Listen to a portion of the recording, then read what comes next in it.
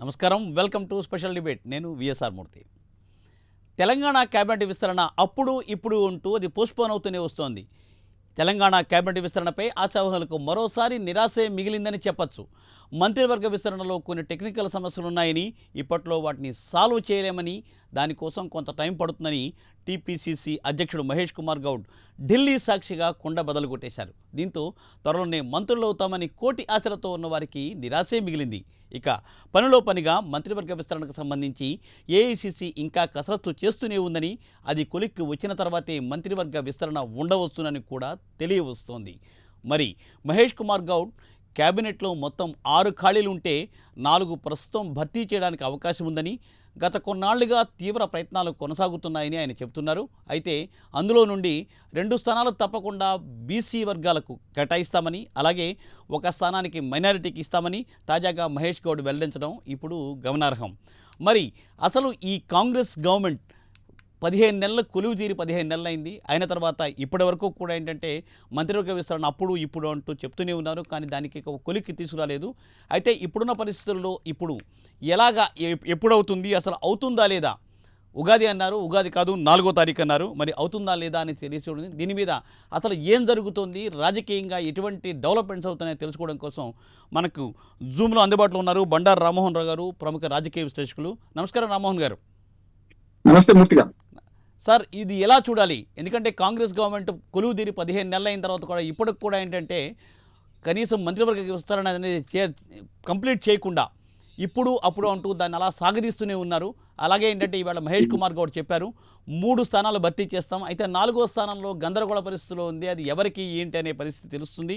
అయితే అది ఏంటంటే రెడ్డి సమాజ వర్గానికి ఇవ్వాలా, లేదంటే ఏఐసీసీ అధికారాలను ఆల్రెడీ ఉన్న వాళ్ళకి ప్రామిస్ చేసినట్టుగా ఎస్సీ కేటగిరీ చెందిన వారికి ఇవ్వాలనే దాని మీద కూడా ప్రస్తుతం చర్చ జరుగుతోంది. ఇంకా దాని మీద ఫైనలైజ్ కాలేదని చెప్తున్నారు. మరి దీని మీద మీ విశ్లేషణ ఏంటండి? మూర్తి గారు, మీకు ప్యానెల్లో ఉన్న మిత్రులు లింగం యాదవ్ గారికి, ఇతర మిత్రులందరూ నమస్కారం. అట్లాగే ప్రైమ్ లైన్ ప్రేక్షకులకు నమస్కారం. ఒక జాతీయ పార్టీకి ఇవన్నీ ఇబ్బందులు ఉంటాయి మూర్తి గారు. ఎప్పుడైనా ప్రాంతీయ పార్టీలన్నీ ప్రైవేట్ ఆస్తులుగా మారిపోతాయి. ఉదాహరణకు బీఆర్ఎస్ అనుకోండి, మనకు కేసీఆర్ గారు చెప్పింది వేదం. ఏం జరిగినా చివరికి వారు చేసే నిర్ణయం ఉంటుంది. వైఎస్ఆర్ ఉందనుకోండి, జగన్మోహన్ రెడ్డి, చంద్రబాబు నాయుడు, ఇట్లా ఏ ప్రాంతీయ పార్టీలు అన్ని కూడా కొంచెం ప్రైవేట్ ఆస్తులుగా ఉంటాయి కనుక వాళ్ళు చెప్పింది చెల్తుంది. కానీ జాతీయ పార్టీలు కాంగ్రెస్ కానీ బీజేపీ కానీ, ఇంకా బీజేపీ కంటే కాంగ్రెస్ లో ఇంకా కొంచెం అంతర్గత ప్రజాస్వామ్యం ఎక్కువ కనుక ఇవన్నీ జరుగుతుంటాయి. నేను తప్పట్టడం లేదు. కానీ గత 15 నెలలుగా కేవలం 2/3 మంత్రివర్గం, 18 మంది మంత్రులు ఉండాల్సిన చోట 12 మంది మంత్రులు ఉన్నారు. ఈ 12 మంది మంత్రులకు కూడా చాలా శాఖలు ఉన్నాయి. 3-4 ప్రధానమైన శాఖలు, 2-3 శాఖలు చేస్తున్న మంత్రులు ఉన్నారు. అట్లా చూసుకుంటే సామర్థ్యం, పని సామర్థ్యం ఎవరికైనా సరే తెలంగాణలో సామర్థ్యం మూర్తి గారు. 2 మెడలు అంటే 4 గుడ్ల ఒట్లు ఎత్తుకునే వాడికి యుద్ధం అంటే 2 డబ్బులు ఎత్తినాం అనుకోండి పడిపోతారు కదా. ఎవరిని బరువు మోసే అంత బరువు మోస్తారు ఎవరైనా. ఇది కూడా అంటే మంత్రివర్గం కూడా ఒక బరువు, శాఖలు కూడా. కానీ ఈ శాఖని సమర్థవంతంగా నిర్వహించాలంటే తప్పనిసరి మంత్రులు దేని దానికి ఉండాలి. అంతేందుకు మన ముఖ్యమంత్రి గారి దగ్గర 2 శాఖలు ఉన్నాయి, ముఖ్యమైన శాఖలు. మరి హోంశాఖ తన దగ్గర, విద్యాశాఖ తన దగ్గర. విద్యాశాఖలో పేపర్ లీకేజ్ నుంచి మొదలు పెడితే హాస్టల్లో మనకు పురుగులను మరణాలు జరుగుతున్నాయి. ఇవన్నీ వివాదానికి గురవుతున్నాయి. హోంశాఖలో కూడా శాంతి భద్రత విషయాల్లో అంత అధ్వానంగా లేదు. టీఆర్ఎస్ లేకుండా ఇతర ప్రతిపక్షాలు అంత అధ్వానంగా లేదు. కానీ నేనేమంటున్నానంటే ఇప్పుడు అది విమర్శ కూడా ఎదుర్కొంటున్నాను. నేను ఒక 3 అవరోధాలు ఉన్నాయి అంటున్నాడు. అదే నిన్న మహేష్ కుమార్ గారు చెప్పారు. గత 10 రోజుల నుంచి నేను చెప్తున్నాను. నేను కాంగ్రెస్ పార్టీకి మంత్రివర్గ విస్తరణలో 3 సవాళ్లు ఉన్నాయి. మొట్టమొదటి సవాల్ ఏంటంటే మన ప్రాంతీయంగా సమీకరణలు, రెండవది సామాజిక సమీకరణలు, మూడవది వీళ్ళు కొన్ని హామీలు ఇచ్చి కొందరిని వేరే పార్టీ నుంచి తెలుసుకున్నారు. రాజగోపాల్ రెడ్డి గారు అయితేంది, వివేక్ వెంకటస్వామి గారు అయితేంది, ఇట్లా వేరే పార్టీ నుంచి ఫిరాయించిన వాళ్ళకు కూడా కొన్ని హామీలు ఇచ్చారు. కనుక ఈ 3 ఇవాళ సవాల్గా మాట్లాడారు. మొట్టమొదటి చెప్పాలంటే మనకు అన్ని జిల్లాలు 10 ఉమ్మడి జిల్లాలు ఉన్నాయి. 10 ఉమ్మడి జిల్లాలు ఉన్న 12 మంది మంత్రులు 6 జిల్లాల నుంచే ఉన్నారు. 6 జిల్లాల్లో ఒక జిల్లాకు చాలా బ్యాలెన్స్ ఎక్కువ ఉంది. ఉదాహరణకు సరే వాళ్ళ సమీకరణలు, పార్టీ సమీకరణలు ఉంటాయి, అంత ఇబ్బంది మనం చెప్పినంత ఈజీగా మూర్తి గారు. కానీ ఖమ్మంలో 3 మంత్రులు ఉన్నారు. 3 వేర్వేరు సామాజిక వర్గాలు. ఒక కమ్మ, ఒక రెడ్డి. నేను హేతువాదిని కానీ యాక్చువల్గా నేను కులాలు మాట్లాడదు కానీ రాజకీయాలు మాట్లాడాల్సి వస్తుంది. ఒక అమ్మ, ఒక రెడ్డి, ఒక ఎస్సీ వర్గానికి, అంటే మనకు బట్టి విక్రమార్క గారు ఎస్సీ వర్గానికి, మిగతా 2 తెలుసు మీకు, పొంగులేటి శ్రీనివాసరెడ్డి గారు, తుమ్మల నాగేశ్వర గారు. ఇంకా 4 జిల్లాలకు 2 మంత్రులు ఉన్నారు. కరీంనగర్కి 2, పొన్నం ప్రభాకర్, అట్లాగే శ్రీధర్ భగవాన్. అట్లాగే ఇటు పోతే మనకు వరంగల్లో ఇద్దరు లేడీ మంత్రులు ఉన్న మొత్తం మంత్రివర్గంలో ఇద్దరు లేడీస్ ఉంటే అందులో ఇద్దరు మనకు వరంగల్ జిల్లాకు చెందిన వాళ్ళు. వరంగల్లో అసంతృప్తి ఉంది మిగతా మగవారిలో. అట్లానే మనకు మహబూబ్నగర్ లో ఇద్దరు, అంటే యాక్చువల్ గా ముఖ్యమంత్రి గారు క్లెయిమ్ చేసుకునే వికారాబాద్ జిల్లా క్లెయిమ్ చేసుకున్న ఉమ్మడి మహబూబ్నగర్ జిల్లా కిందకి వస్తుంది కదా మన కొడంగల్. కనుక జూపల్లి కృష్ణారావు గారు, ఇటు పోతే మనకు రేవంత్ రెడ్డి గారు, వాళ్ళిద్దరు. ఇక పోతే నల్గొండ నుంచి ఇద్దరు రెడ్లే ఉన్నారు. ఇక్కడ కూడా సామాజిక సమతుల్యత లేదనే విమర్శ వస్తుంది. ఉత్తమ్ కుమార్ రెడ్డి గారు, అట్లాగే కోమటిరెడ్డి వెంకటరెడ్డి గారు. ఈ మెదక్ ఒకటి మిగిలింది, అక్కడ మాదిగ సామాజిక వర్గం మనకు దామోదర రాజనరసింహ గారు. కానీ ఆదిలాబాద్ కు మంత్రివర్గంలో చోట్లేదు, నిజామాబాద్ కు లేదు, రంగారెడ్డికి లేదు, హైదరాబాద్ కు లేదు. ఈ 4 జిల్లాల వాళ్ళు ఇవాళ మా మంత్రివర్గంలో మా చోటు లేదా అని అంటున్నారు. ఉదాహరణకు హైదరాబాద్ రంగారెడ్డి జిల్లా కలిపితే ఒక మల్రెడ్డి రంగారెడ్డి గారే ఒక్కరే కాంగ్రెస్ పార్టీ నుంచి గెలిచారు. మిగతా వాళ్ళందరూ వేరే పార్టీల వాళ్ళు గెలిచారు. ఎంఐఎం గానీ, బీఆర్ఎస్ గానీ, ఇతర మిత్రులు ఉన్నారు.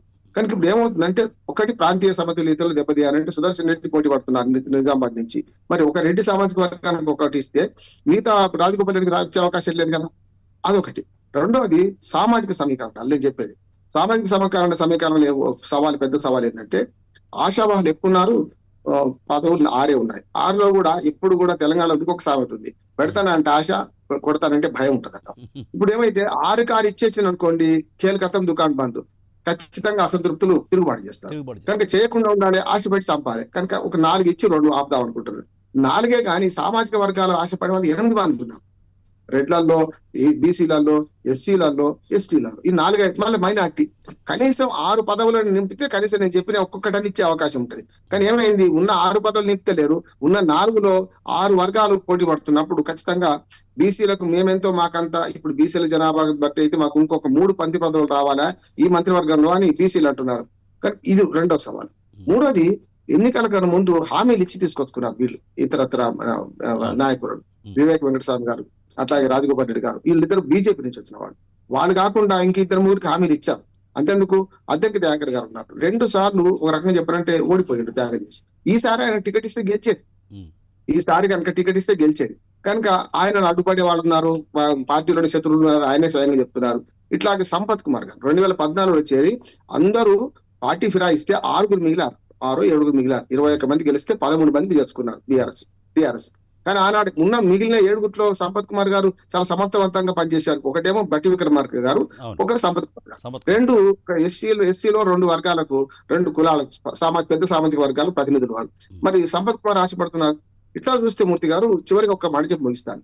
ఇట్లా చూస్తే సామాజిక సమీకరణలు, మనకు ప్రాంతీయ సమీకరణలు, మూడవది హామీలు, వీళ్ళు ఇచ్చిన ఎన్నికలప్పుడు నాయకులకు ఇచ్చిన హామీలు, ఈ 3 అవరోధం అవుతున్నాయి. ఈ 3 కాకుండా ఇప్పుడు శృతి లేని సంసారం చేసుడు కష్టం, గతి లేని సంసారం చేయొచ్చు. శృతి అంటే తెలంగాణలో శృతి అంటారు, శృతి లేని సంసారం చేయడం కష్టం.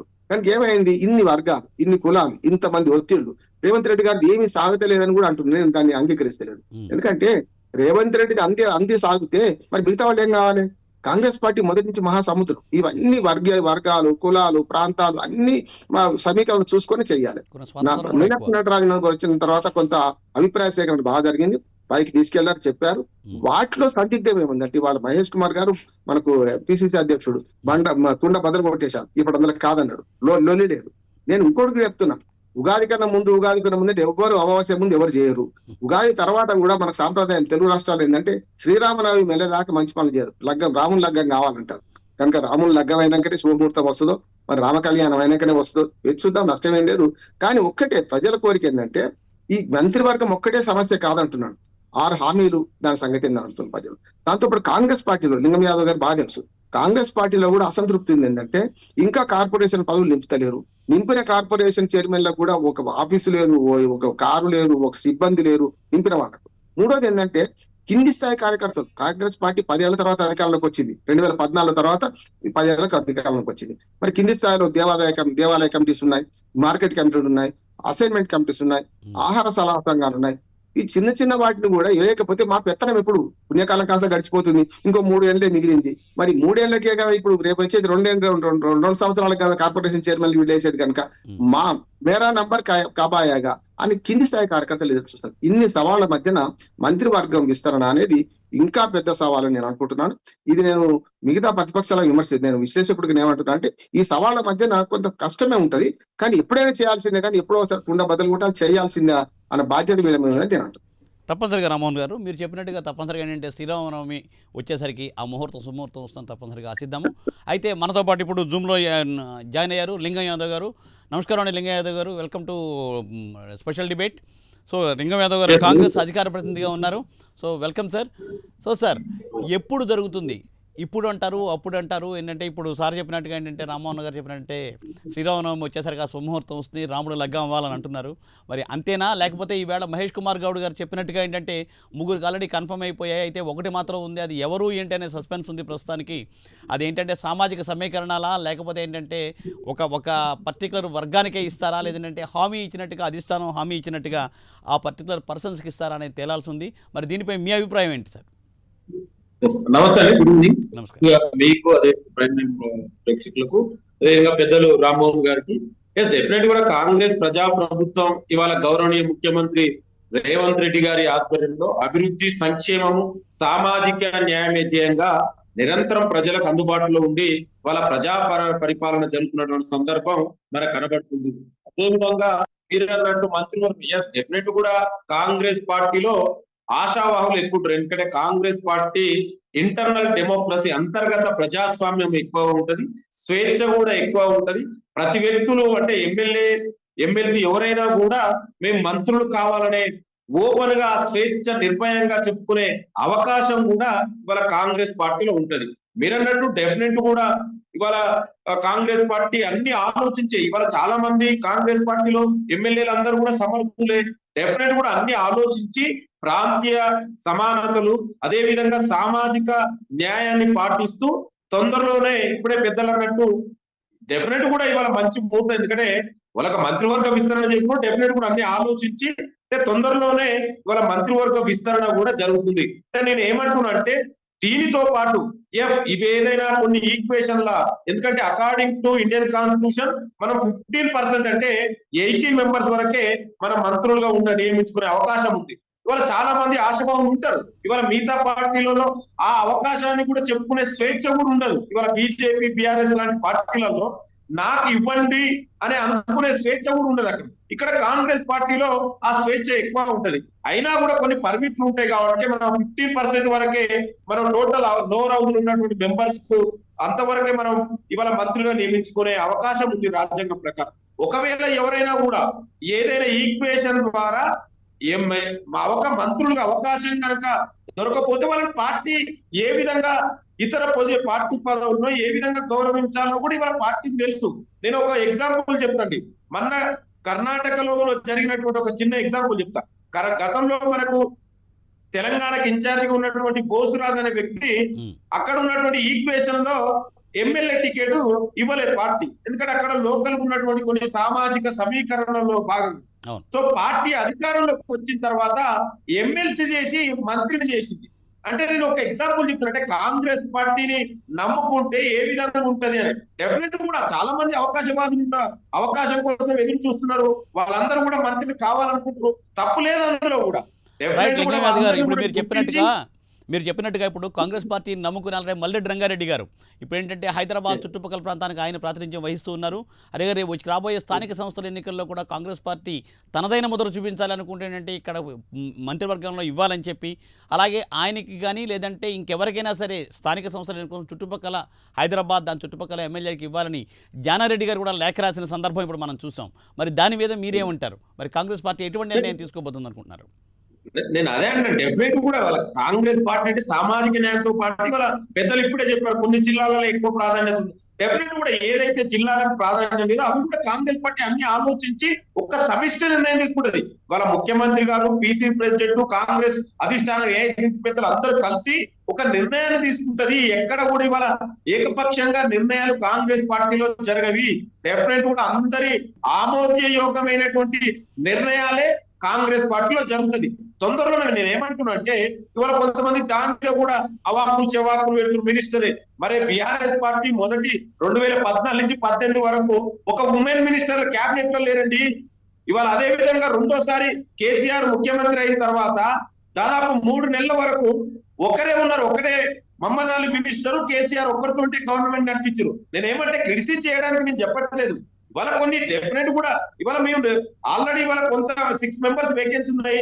ఆ వేకెన్సీ కూడా తొందరలోనే ఫిల్ చేస్తాం. ఇవాళ వెంటనే మా పీసీ ప్రెసిడెంట్ గారు ఈ రోజు కూడా చాలా స్పష్టంగా చెప్పారు. అన్ని ఆలోచించి సామాజిక న్యాయానికి పెట్టిందే కాంగ్రెస్ పార్టీ కదా.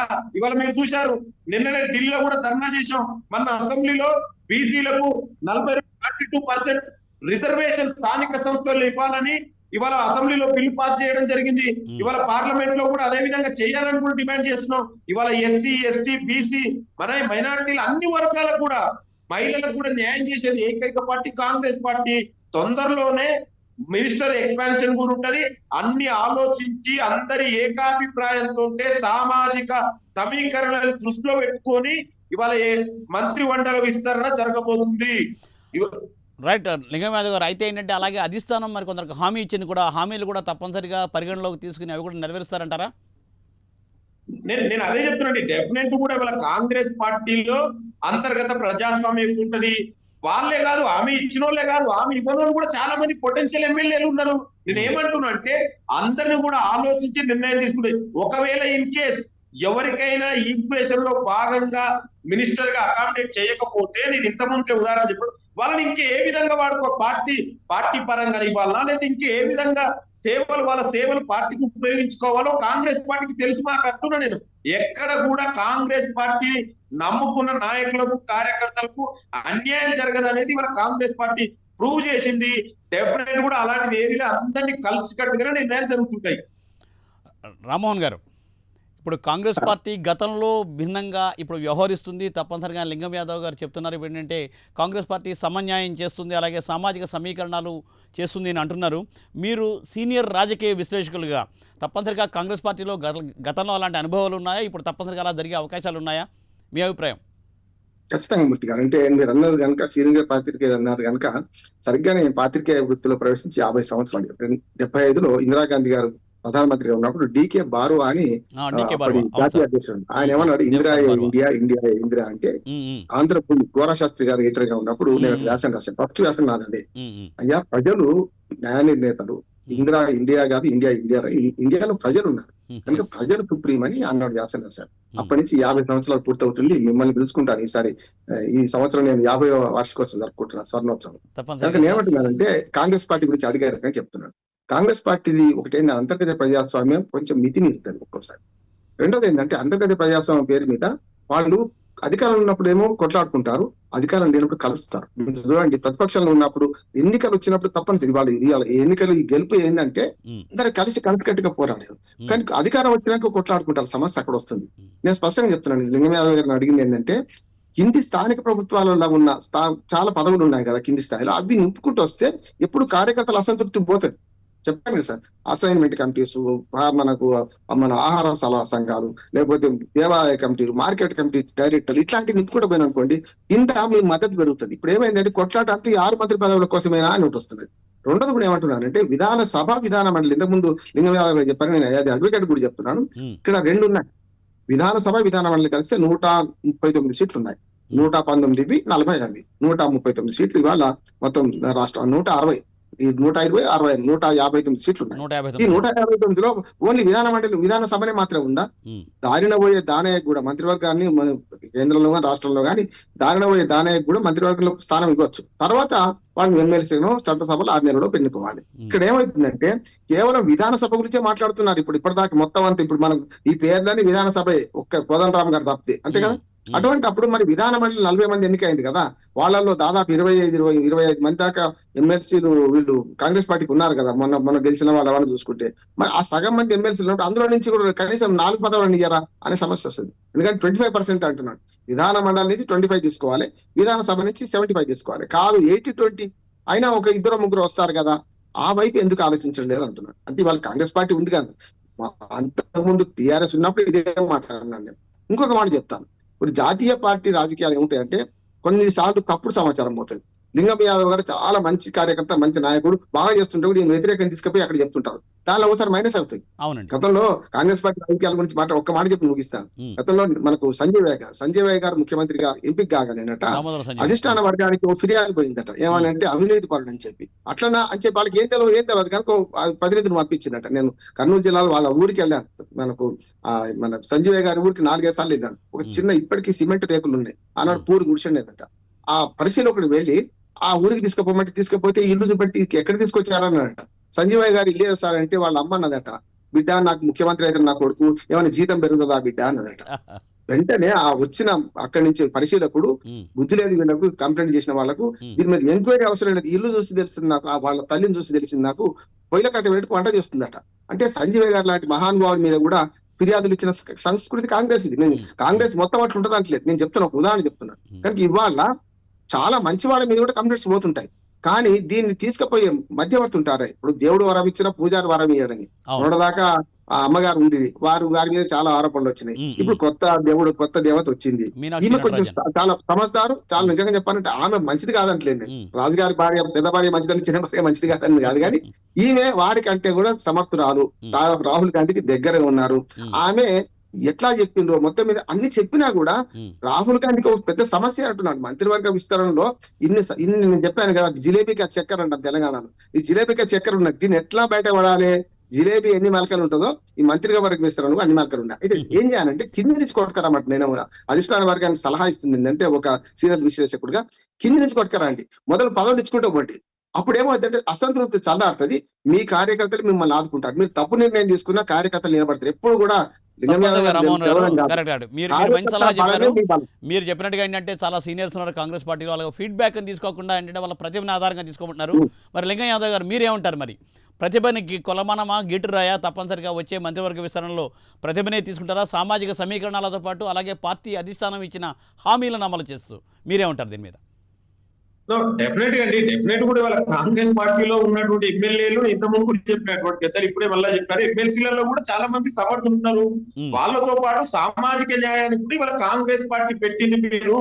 డెఫినెట్ కూడా అన్ని ప్రాంతీయ ఈక్వేషన్స్, సామాజిక ఈక్వేషన్, ఎమ్మెల్సీ అన్ని కూడా చూసి ఆలోచించి కాంగ్రెస్ పార్టీ ఒక కలెక్టివ్ డిసిషన్, ఒక సమిష్టి నిర్ణయం ద్వారానే ఇవాళ మంత్రి మండలి అనేది జరుగుతుంది నిర్ణయాలు.